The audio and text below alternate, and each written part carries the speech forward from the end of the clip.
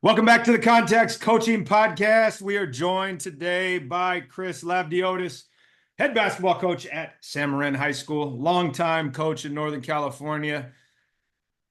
Coach, appreciate you jumping on today. Coach, thank you for having me. It's been many years since we saw each other. Thank you very much. Absolutely. Looking forward to this. So why don't you take us through your background as a coach? How did you end up coaching? What was the process for landing your first job and then each of these subsequent stops along the way? So, one of my best friends at Cal and at law school was coaching in CYO in Oakland at a school called St. Leo's, where he went to school as a kid. And one year he asked me to help him. So we had this eighth grade team in the Oakland Diocese League, and I assisted him. And then the next year, he moved to Hong Kong with his family. So the athletic director at the school asked me to take over the fourth grade team, and she asked me if I'd be interested in staying with them every year until they graduate. Well, we'll see how it happens. So anyway, I coach these kids from fourth through eighth grade. Those kids are quite old now. They're no longer kids. Anyway, that's how I got into coaching. And then to high school, I knew Mike Herrerius. Mike, so he was a longtime freshman, then JV coach, then varsity assistant at Piedmont under Rich Kitchens. And when Kitchens retired in 90, I want to say 92, Mike took over the program as varsity coach. He did not have a position, he did not have a head position at the lower levels, but he asked me to do some scouting for him. I think he was testing me. So I was his, you'd say, advanced scout for that season. And he liked my scouting reports. And next year, 93, gave me the Frost job. After 1 year, the JV job opened up. I took that over in 94. I was a JV coach for 7 years. Then I got the varsity job when Mike left. So April of '01, I was hired at Piedmont. So I was already there for 8 years. So I spent the next 16 years as a Piedmont varsity coach. That's where I last saw you when we were playing at the Aptos Invitational at Kaiser Arena, Santa Cruz. After the 2017 season, I left Piedmont, spent 1 year as an assistant at Cal State Maritime under then first year coach Brendan Rooney. Had a terrific experience. Um, as an assistant, you get to be in a different role. And Brendan allowed me to run a lot of the defensive stuff. I sat on the bench and I charted every defensive possession in my own style of notes where I could write it fast and then regurgitate it at halftime. Spent a year doing that. Took over the Lowell job against my better wishes because I was still living in Piedmont. Had to drive over to the west end of the city every day. Long commute, but great kids. Had a good year. So 1 year there, 2018 to 2019, Miramani job opened up in, I want to say July of 2019. Wayne Hunter, the previous coach, accepted an assistant job at Washington State under Kyle Smith, who was one of his assistant coaches when Wayne played at St. Mary's. You know the story. Wayne's a And Sacramento so, guy. Followed him for a while. great guy.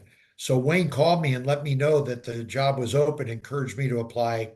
Long story short, got the job, spent the last 5 years at Miramani. Fabulous kids, a lot of success. We had really good kids. We had a wonderful program. Moved up to Sonoma full time summer of 2023. So that commute to Miramani last year was a killer. Anyway, so coach, crazy how things happen, right? So last year, second round of North Coast section playoffs, quarterfinals, Miramani hosts San Marin. We beat San Marin, knock them out of the playoffs. Then the following week, University beats us in the semifinals. So we're done.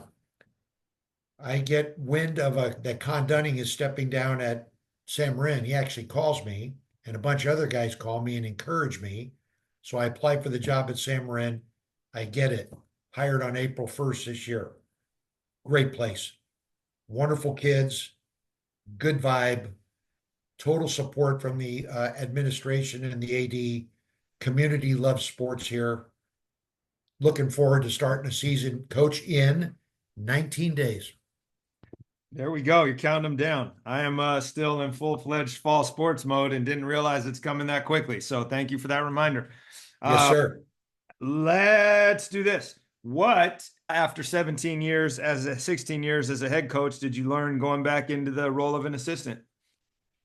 Oh my gosh, that's a great question. So what I learned was to, Other than that, kids were willing to ride in your van again. yeah, exactly, because I did drive one of the vans quite a bit. And man, I can tell you some stories driving college guys from Vallejo down to Lancaster, California, or Riverside, California. It was great. I learned how to step back. I learned how to absorb information from players rather than give so much information. I learned how to take instruction from the head coach. I learned how to work as an assistant with the other assistants. And I also learned how to be the liaison between the players and the head coach. So it taught me a lot about the roles that assistants play, which helps me help my assistant coaches become better at their job. Going back then to Lowell and Miramani, how did you apply that knowledge specifically? How did I apply or apply what? Apply that knowledge that you learned, right? How to Oh, sit back, thank how to you. listen, how to be a facilitator, how to be a liaison, how to give clear role definition to help assistants maximize their potential, right? Yes. So at Lowell, now I'm back in the head seat. And I got to tell you, it took me a few weeks to really get back into being the head coach. It's weird after doing it for so long, but the kids helped me a lot because they were very coachable. I've rarely had an uncoachable team, coach. We can all talk about those stories, but we can get into that in a while. But the kids were very coachable, really smart, not the most talented, but everyone had the proverbial chip on their shoulder. So when I met the kids, because I took over that year for a longtime coach who's still the AD there, when I met them, I asked for information. What do you guys need from me? And that started um, the process of figuring out what Lowell needed from a head coach and how I could help them. When I got to Miramani, I fell into this great situation, coach. So I got hired like at the end of August. So I didn't have summer with these guys.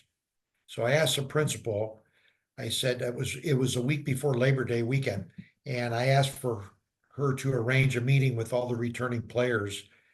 So one day after school, I think it was 2 days after I got hired, met them in a classroom, and I had these six seniors that I inherited, six of the best guys I've ever met. And here's what they told me after we talked for an hour. I told them about my background. I asked them to ask me questions. I asked them a bunch of questions. Again, asked them what they needed, what they were looking for out of a head coach, etc. These six guys come up to me after an hour meeting and they say, Coach, we want you to know we're here for you. Whatever you need, we're going to help you. Now, these guys could have said, we just had Coach Wayne for the last 3 years, so screw this guy. It's our senior year. We're going to go out on our own and do it our way. Coach, we know who you are. We played against your teams. We want to help you make this smooth. What can we do for you? Oh my gosh, coach, to have kids like that, and a couple of them were great leaders, but to have kids like that immediately get in your corner and be willing to work with you made that transition easier. Those are the ways I implemented what I learned as an assistant. Each year, I think I become a better listener. So let me ask this as a follow-up to that, right? So now you are head coach for the first time at Piedmont after 7 years as a JV coach, right? You've been helping what's going on. What did you realize right away that you still needed to figure out, right? Because we're ready, but then we're not ready. You had that same experience at Lowell and then at Miramani, and now you're having it again at San Marin. I'd love you to go in the time machine and go back to when you took over at Piedmont and what caught you by surprise that you needed to figure out. And then even with 16 years of head coaching experience, same question at Lowell, same question at Miramani, and now same question at San Marin. Okay, thank you. So at Piedmont, the first thing I realized was I was now the head of the program, And so I was out front representing Piedmont High School. I was no longer a JV coach or a frosh coach. And as a JV coach, I assisted Mike on the varsity games all the time. So anyway, I realized one thing right away. Chris, you got to tone it down on the sideline, right? And for any young coach listening right now, be happy to talk to you about how that journey unfolds. But as a JV coach, I could be quite animated. Good word. Good word. And I immediately realized that I needed to cool myself a little on the sideline and be a better communicator with officials. I can tell you a quick story if you don't mind. This is the summer of '01. We're playing we weren't hosting a tournament. We were playing a summer tournament somewhere. It might have been Holy Names University. I don't know where it was. But anyway, an official by the name of Shelby Flowers, who's one of the best refs around. He's ref D2 and some D1 in Northern California for years. There was a call in the midst of a summer league game where I thought the call was wrong. Imagine that. And while we were arguing, Shelby grabbed the ball and called for a towel from my bench to dry off the ball. And he walked over toward me, and with his back to the court, he started wiping the towel over the ball. And he said quietly to me, "Laugh, I might have missed that one." And I immediately went, a ref who's a human who can admit a fault. I turned him, so we played on. I turned to the bench. I said, "This is just what happened, guys." I told my players after the game, I said, "This is an official who has taught me a valuable lesson today. Just open your ears and have a conversation." So that first summer, coach, is when I really learned if you're the so-called face of the program, you got to behave like it.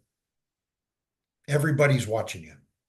No doubt, 100%. And for those of you that are listening, this is one of my pet peeves as an athletic director, where I'm constantly trying to be a sounding board for our coaches and myself at times, which is, look, they're doing the best they can. Stop wasting emotional energy on that and coach your kids.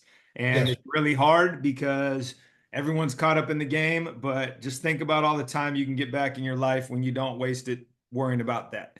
How would you say, outside of that, being the face of the program, because that's now for 16 years, right? And then you go to Lowell, you go to Miramani, now at San Marin, right? What did you realize right away at each of those stops that you needed to figure out, even though you had this extensive background of doing the job? Uh, I figured out that relationships matter more than anything in coaching. That's at the top of the list. And I had figured that out at Piedmont. It took me a few years to really understand that in order to, we all define success differently, but in order to have your best success, you got to understand your players and they need to know you're there for them. So I started to develop better and better ability over the years to form relationships. When I got to Lowell, that was my first job. When I got to Miramani, I've already explained a little bit to you about my six seniors that I inherited. I focused on that first, and I told the players, we are going to form great relationships, and it might take us a while, but I'm bringing a style of play to you guys that maybe you haven't played before, although you understand basic 4 out, 1 in motion, because Wayne was running what Randy Bennett runs at St. Mary's, because he played under Randy. So I said, it's not going to be we're not going to reinvent the wheel here. It's going to be a continuation of that. But let's make sure that we're all here for each other every day. Okay. And it worked really well at Miramani. I got to tell you, our vibe, I feel, was tremendous. Um, Now taking over at San Marin, that first meeting I had with the players on April 3rd, I asked for all the returning players to come into the gym. So the AD arranged for it one day after school, just like I'd done in Miramani. We had a great talk for an hour. They were asking me questions about myself. Where'd you grow up? What's your favorite color? What's your style of play? What do you like to do defensively? Blah blah blah. So we had a long talk, and I told them again. I said, "Look, we're all going to get to know each other really well, and it's going to start Saturday, first open gym. I want the returning players to go out with me and a couple of coaches for breakfast after open gym. We're going to go down to Marvin's and we're going to sit down and stuff ourselves. And I'm going to listen to you guys tell me what you need out of me. So, coach, the short answer is relationship building. No doubt. And the secondary answer is you feed people and it opens up doors. So make Yes. sure that you are taking that away as well. What would you say over the years, both at Piedmont and at Lowell for the 1 year, Miramani, and now as you get ready to go into San Marin, is the best thing that you do in your program that has the largest ripple effect on culture? And I don't want the canned ethereal. We really work on culture, like specifics. What are some things you're bringing with you that regardless of what stop you're at, you're doing X? And because it's had such an impact on the way in which relationships can be formed or ways in which tactics can be implemented. The example that I often use is we stole this from Kevin Nosek and Brandon Laird when they were actually at Menlo College, where Great coaches. Yep. Where we hug before practice, after practice as a group, and then before games, after games, we go in a circle, not just dapping them up, but like making sure that we let everybody know that we're there, right? And it was designed originally from those guys as a way to help teach our young men how to emote and how to break down some of those boundaries. And then last year, when I took over the girls, I was a little bit hesitant to do it for half the year. And then I talked to somebody on the pod and they were like, hey, you need to go do this if it's that important. And the girls were just as receptive to it as well. And it becomes part of something that we do. I love that, coach. I love that. Okay, here's the answer. Let's see if we can organize this into something succinct. The first thing is relationship building. We've touched on that. The second thing is touching, fist bumps, high fives. The third thing is tell the truth. I'm going to tell you the truth. You're going to tell the truth. Fourth thing would be check in before practice, check out at the end of practice. The fifth thing would be in every huddle, we've got enthusiasm going. We're touching and we're screaming. The sixth thing would be I'm your guide. I'm going to guide you through the process. I'm going to teach you how to play the game. We're not going to focus so much on running plays. We're going to learn how to play. I know that's gotten kind of trite, but it's so true. The game has evolved to reading defenses. So those are the things I think I would say have been constants in getting a good vibe going. The truth telling, and I've told my players, I'm going to demand your best because at the end of the day, if I don't, I'm cheating you and I'm cheating the whole team. So we talk about everything's got to be team first. Whatever's best for the whole is what we're going to emphasize. It might not be the best for you, but it's going to be for the best for the whole. I am big on establishing each player's what I would call preseason how we see you in writing. So I'll give them each a sheet of paper before the season starts based on everything I've learned about them starting in April, open gyms, all through summer games and tournaments, fall workouts, the weight room, whatever. Here are 3 things you do really well. Here are 3 things that we think you could improve upon. And here are 3 challenges we're going to give you as a coaching staff to see if you can accept these and work on these as a challenge. A challenge might be become a more vocal person on defense. That would be a challenge. Everybody can be better, especially boys. So those are the things I think form the nucleus of how we foster success in our programs. Does that make sense to you? Makes perfect sense. And I want to go into this check in, check out. What does that look like? Oh, okay. Great question. In every stop, when you arrive to practice, you hit all the coaches' hands and we'll make sure we seek you out. Now, it might be when you walk into the gym. It might be when you come out of the team room, you got your sneakers on and you put your ankle braces on and we're ready to get warmed up. Check in. A check in is a fist bump. How we doing today? Okay, you're an educator, Coach Justin. So boys especially, if they say fine, something's wrong. The F word, something's wrong. Fine is not good. Now, here's what I love. Here's what I Hold on, love. before you go there. One of my Yes. colleagues says that FINE is an acronym. It means feelings in need of expression. So I love that you went there. Oh my gosh. Thank you for sharing that. Feeling in need of expression. Thank you. I will remember that. Especially the way you framed it. If they say fine, that's not good, right? They have some Eh, feelings that need to be expressed. Exactly. Now, if they say, Coach, I'm doing great with a big smile, okay, because sometimes we're going to find out somebody's grandmother might be ill. This happened during the summer. I had a grandmother of a player in the hospital. I had a player who lost granddad. This stuff happens. We all go through this in life. And if we don't give the kids a forum to talk, and I tell them, I say, you can talk to me. They all got my number. You can talk to me anytime about anything. It can be an issue with a parent. We'll talk in confidence. Ain't going to get blabbed to anybody else. It's me and you. Talk about a girlfriend, talk about a bad teacher, talk about a class that's kicking your butt, whatever it is. But the check in is a great time to make sure that the guy is good, ready to go, and he's having a good day. If he's not, what's up, man? And put an arm around his shoulder, take a walk. And we got plenty of assistant coaches. Guys can get stuff going, but sometimes kids will tell you, Coach, you got a minute. You got a minute. So that's the check in. The check out is simple. At the end of practice, when we're done, circle up, great day. Somebody leads the cheer, hard work on three or Mustangs, whatever it is, and everybody's screaming, and then everybody goes around the circle and everybody fist bumps, all coaches, all players. Some guys, before they leave to go home, they'll come back up and say again, thanks, coach. Great day. So that's the checkout. And it's real simple. At the checkout, it gives us an opportunity to impart a departing message. Every Friday and Saturday, coach, here's my message. It's been this for years. Fellas, let's be safe out there tonight. Don't go out and do something that's going to cause a problem or upset your parents, or maybe somebody's going to lose a life.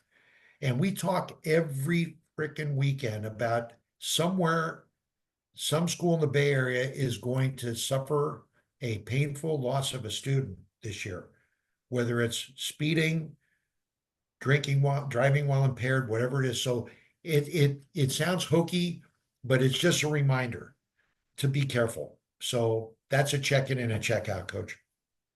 No, that's good. I like that. And I simplify that message on the weekends and during the week when I tell my kids and my advisees, hey, don't get fired. Yeah, I saw you laughing when I started talking about Friday, Saturday night. So I figured you had a good tidbit. I like that. Can I use that? Absolutely. And obviously our school is a little different in that we often, and when I say often, it's not all the time, but kids are separated from the school here for violations of the standards of conduct, which include some of those things that you mentioned. So my running joke with them when weekends are coming up is, hey, don't get fired. I want to see you here next week. So let's make sure Yeah. that we're not doing anything that's going to jeopardize your place at the school and or your safety and all the things that you just mentioned. I want to circle back to your checkout and ask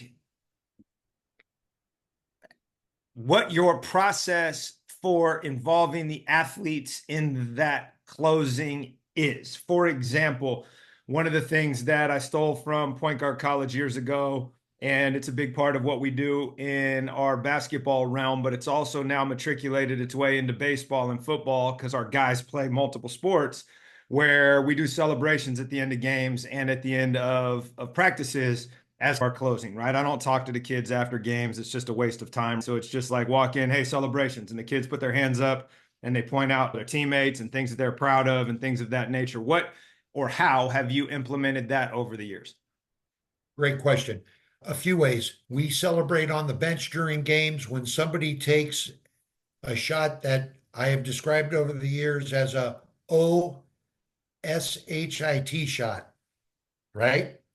And it goes in. So everybody knows if somebody launches like a crazy three, everybody go, oh, and then when it goes in, everybody just screams, jumps up and down. It's great. So if you make one of those shots an OS shot, that's one way.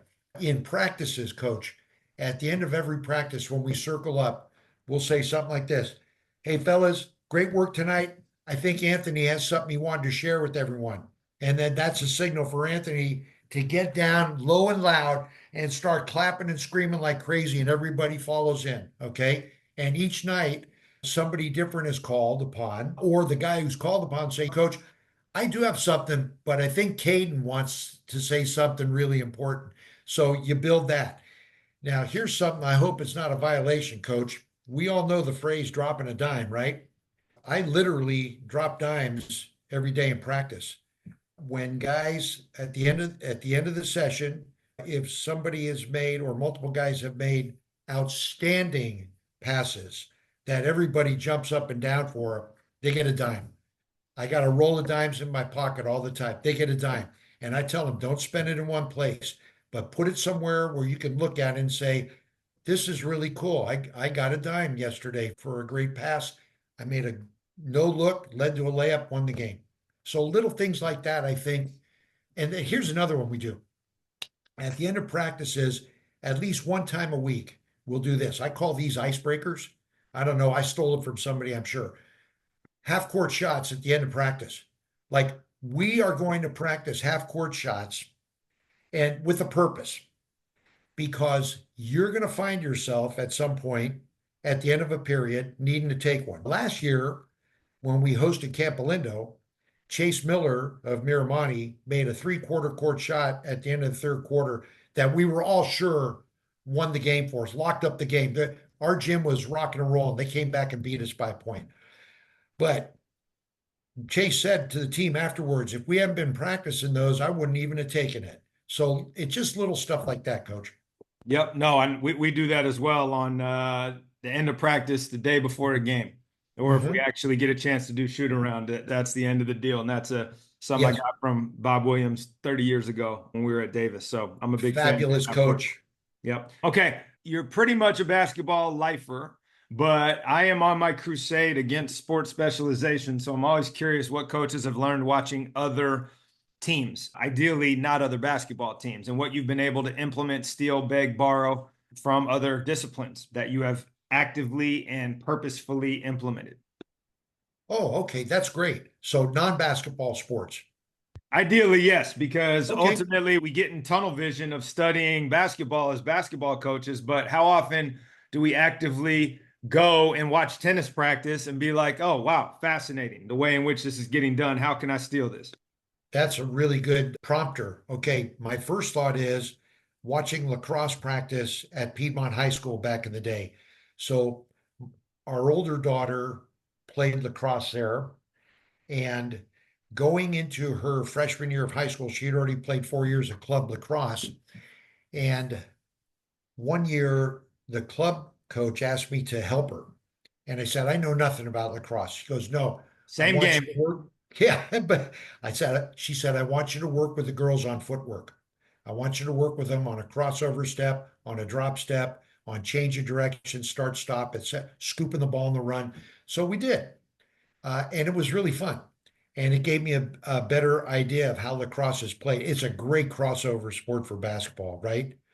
Oh my gosh, everything about it translates. Oh, I would love to be able to play behind the basket in basketball. So here, yeah, no kid. My daughter's freshman year, she comes home from first day of lacrosse practice and she says, Dad, Coach Lennon said to me, you must play basketball. And she said, I have played basketball a lot. And he said, it shows your footwork's really good. And she said, my dad's a basketball coach here. And he said, tell him to come to practice tomorrow if he can. So I did. Introduced myself. Good young man. Anyway, what's my point? I watched their drills. I watched how they transitioned from offense to defense. I watched how they filled lanes. I watched how they reversed the ball. Sounded familiar? And I got a lot out of watching lacrosse that year. In fact, all 4 years, I went to as many lacrosse matches as I could. I stole a lot from the game. The main thing I stole from it was reversing the ball and sprinting your lanes. And that's something I've stolen from a sport. Football, many times in the past, I watched football practice at Piedmont. When Kurt Bryan came back for his second stint, he implemented this thing called the A11 offense. Remember that? So I, which was subsequently banned because it was too resourceful. yes, it was crazy. It was crazy, and it worked well most of the time. Sometimes it didn't, but if you had the personnel, it worked pretty well. So anyway, I got a lot of stuff out of Kurt from spacing and just sharing the ball by watching football practice. And I also got a lot from going to a Cal football practice way back when Tedford was there. And what I got out of Tedford was the pace of practice, that guys were constantly moving, even though you got 85 scholarship kids and 25 or 30 walk-ons out there, they kept things moving pretty good. So those are some of the things I've been able to steal from non-basketball sports over the years. So, how would you say, knowing that you appreciate what these kids, or excuse me, what these other disciplines offer, how are you encouraging and or receiving your multi-sport kids maybe compared to years ago? Like, where are you at on that? Oh, okay. That's a great question. So here's evolution of all of us as coaches. I used to say I hate football. And Coach Brian asked me one day, he goes, why? And I said, because your season goes before mine. And he says, that's a good point. I said, think of it. If basketball was before football, you didn't get your guys for 2, 3, 4 weeks. So anyway, I've evolved to the point where I think it's really important for guys to play a second sport at least. I've got my favorite for crossover. My crossover for basketball is lacrosse. And I've had several guys, basketball players who have been great at lacrosse. Got one at Marin right now. And then at this school, it's been known a long time for its football successes. So what I did when I got the job, before I actually accepted, I sat down with the football coach, been very successful, great guy, and with the AD and with the principal. I said, how are we going to share athletes here? Because if you guys have another deep run all through November and into December, it's going to have a hell of an impact. So, what we've been doing during the summer, we had our workouts at different times of the day. For instance, football players would come to workouts at 1 to 3 at the gym. And we were off campus this summer because our gym roof was getting worked on. So we were at other gyms in Nevada. They would come, work out for a couple hours. They'd have a break for about an hour, get something to eat, whatever, and then they go to football practice. We worked on the timing of our workouts. We worked on where we were playing each weekend in June. Now in the fall, we've worked on this. Uh, Football players are at practice every day. Some of them come at 6:30 in the morning to shoot before school. One of my assistants who lives right down the street opens it up 2 mornings a week. And then another assistant who lives right near the school 2 nights a week opens it up. And a lot of football guys come to get their shots up, to get on the shooting machine, to play a little 2-on-2. But so that's what we're implementing to keep those guys involved. And then once the season starts in a little less than 3 weeks, we're working together with the football program and the AD all cooperatively to practice at a time after football that allows the football guys to come to the gym, keeping in mind that there is an 18-hour a week limit on athletics, and keeping in mind that we want their health and safety to be at the top, not to wear them out. But here's the thing, these guys want to come. They want to be in the gym. They want to do both sports. They want to be really good at hoops. I think we're going to have a heck of a team. I know we are. Those are some of the things we're doing. So I've evolved over the years to griping about not getting the football players to working with the football coaches and the AD to get everybody to be able to do both sports. And at Sam Marin, they want their athletes playing both sports. You can't abandon your fall sport to go to basketball, and I would never allow a kid to do that. But that's what we're doing. So I'm really looking forward to how we're going to make this work. That's great. I love that evolution. And at some point, maybe you get to mine where it's, I don't even want to see him until November 4th. I'm a seasonal coach now and I love it. Coach, Yeah. what do I need to do to get better at basketball? Go play football. What? Yeah, I don't want to see you. Go play football. Um, anyway, what other ways have you evolved as a coach besides being embracing of the multi-sport approach? How have you seen yourself shift and change over all these years?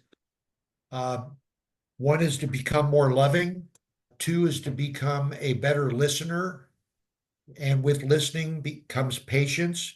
And I think third is to realize that I am truly a guide for my team. And we can backfill that. But what I mean by that is, you might remember I had this great assistant coach named Rich Stroud. He was with me when we last saw you at that tournament at Kaiser Arena. Rich coached with me for 14 years. And one night, I would say, oh, it was probably about '08 season-ish. Some bad stuff's happened on the court, mistake after mistake. Call a timeout. I'm about to blow. Rich grabs me, whispers in my ear. He says, Coach, guide them. Great advice. From that moment on, I realized you can't waste your time out screaming. Nobody wants to hear it. You're not fixing the problem. Become a guide. So those are three things I think I've evolved: love, listen slash patience, and guidance. So talk a little bit about that idea of guidance and how that has evolved and what do you mean by that? Because you mentioned that earlier in your list of I'm your guide, learn to play, but what does that actually mean for people that need some more tactile information? First, we are in the business of giving information and receiving information as humans. So my approach has evolved to becoming very simple on both offense and defense, simple concepts. Secondly, teaching conceptual offense. I know basketball immersion's huge on this stuff, but actually teaching it. Thirdly, spacing the floor better. So what I'm doing is I'm trying to show players that these are the things we can do out of this 5-out action where we put the ball in the center of the floor, or we bring our post from the baseline up to receive it beyond the top of the key, or the big brings it down the middle of the floor. These are, look at all these options we can do. Guiding means, I think, giving some really simple information, affording the kids an opportunity to take advantage of what they got. Like I'm talking about open gyms right now. The gym is always open. Our open gyms are off the charts. We're at minimum of 20, and this is with guys that are playing football on all three levels. Minimum 20. Last Saturday, 31 kids in the gym, Saturday morning. But giving information, giving opportunity, making things simple, and then teaching it and not overcoaching it. Just teaching the game like, okay, look at this. If you run a dribble handoff here, what are the things that can happen off this? We can actually hand off, right? We can keep it. We can dribble out a back door.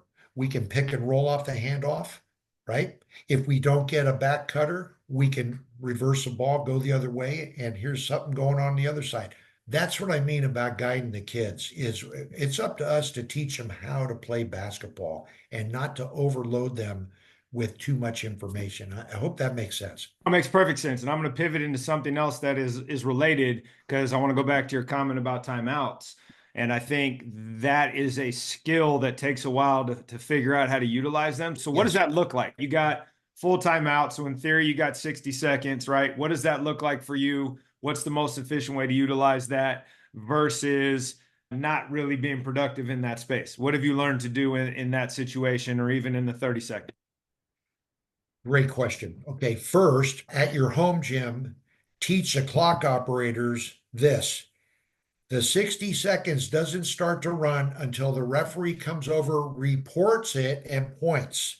So let's slow our roll, right? You're laughing, right? So that's the first thing you got to do to get ahead of it because we don't have a 3.5 minute media timeout like college or the pros, right? Where you can go fix dinner in the fourth quarter while they're doing a timeout. So that's the first thing. Seriously, that's really important. And I want coaches to understand that. Your clock operator, I'm not saying cheat, not at all. Know the rules. Okay. Rules are the rules. Wait until he Know says the start the clock. rules. Okay, second thing, utilizing timeout. So lots of times before we call the timeout, the coaches we're talking like, might need one. What do you got? And so we're sharing information. Like I've always got a coach in charge of defense, coach in charge of offense, a coach in charge of substitutions, like actually making sure the guys are at the scores table on time.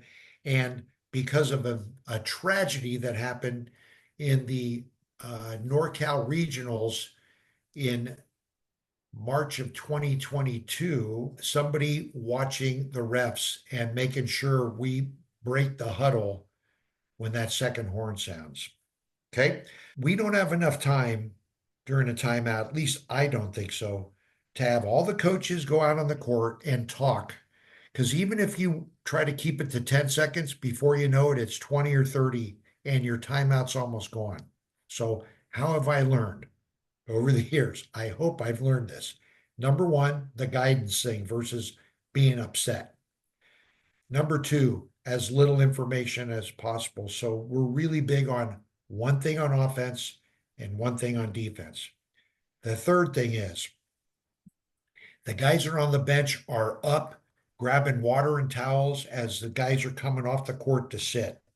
The fourth thing is the guys that are not in the game have got to be semicircle around the coaches looking at the five guys that are going to be playing when the horn goes off so that we're all on the same page. And useful information, right? Your camera in your gym.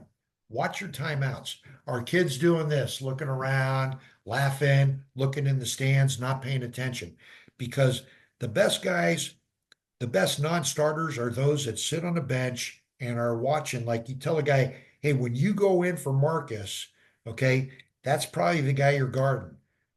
Make sure you understand what this guy's doing. It's on the scout, blah blah. But that's the way we've tried to utilize timeouts. And I've really tried to shorten the amount of information because nobody's going to retain more than two things. And I would even push back and say that's too much. And it might be. You're giving them one thing to act on, or you're giving encouragement, right? But ultimately, the more you try to do, the more it gets lost. And I think It does. ultimately, the last thing you say is usually the most important. So you got to train your kids to pay attention to that as well. Yes. Yes. Good advice, coach. Okay, last question. This can be athletics related. It might not be, but I'm always curious about people continuing to grow themselves. And I stole this from another podcast called Coaching for Leaders. And the question is, what have you most recently changed your mind on? And the way in which I try to frame it is, hey, I used to be dug in over here, and this is my belief system. And now I'm over here, and here's why. I've really analyzed this, and I've changed my position purposefully based on new information. Oh, that's great. It's on the defensive side of the ball. I have changed from rarely being a pressure guy. We all need to have presses when we need them, but I've changed from, I'm going to be a half court defense guy to we're going to be more aggressive. So, two things on that. Number one, two, three seasons ago, we switched. I was a pack line guy for a long time, really studied it. Um, Went and met with Mike Neighbors when he was a University of Washington coach, met with Matt Woodley and really studied it hard. 3 years ago, we went to no middle. We wanted to be more aggressive, number one. Number two, in our league, the Diablo Athletic League, when I was at Miramonte, too many good shooters. Having trouble getting out on shooters when you play a true pack line. So I've evolved to no middle, and I've evolved to kind of a unique style of pressing that one of my assistants implemented last year in May of 2023 before we started playing summer ball, and it became a very effective weapon. So I think that's how I've changed basketball wise. Non-basketball wise, the way I've changed, And it's not changed. What have you changed your mind on and why? change my mind on, change my mind on. Non-basketball, being more present, trying to not be distracted by this thing. Can you see my phone? Yeah, there's my two beautiful daughters. What I mean by trying to be more present, it's a hard thing to do, is really being an active listener, like you and I are talking right now, really looking you face to face and using the two ears that God gave me rather than the one mouth that I got. I've tried to be more present for everybody, my wife, my friends, my players, everyone.